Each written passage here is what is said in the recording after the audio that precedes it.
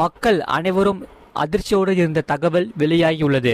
அதாவது கேஸ் சிலிண்டரில் 10% பேர் உண்மை சரிபார்ப்பு பணியை முடிக்கவில்லை என்று சொல்லப்பட்டது. அந்த வகையில் இந்த அவகாசமானது நீடிக்கப்பட்டுள்ளது.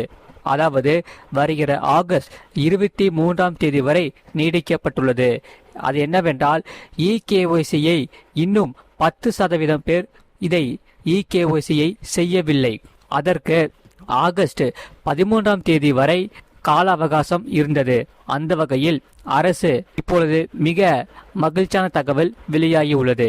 அதாவது ஆகஸ்ட் 23ஆம் தேதி வரை இந்த இகேஒய்சி ஆனது நீடிக்கப்பட்டுள்ளது.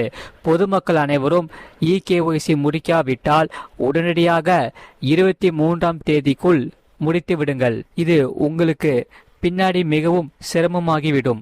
ஆகையால் நீங்க இகேஒய்சி முடிச்சிட்டீங்களா இல்லையாங்கிறதையும் கமெண்ட் செக்ஷன்ல மறக்காம கமெண்ட் பண்ணுங்க. வீடியோக்கு லைக் பண்ணிட்டு சேனலை சப்ஸ்கிரைப் பண்ணிக்கோங்க.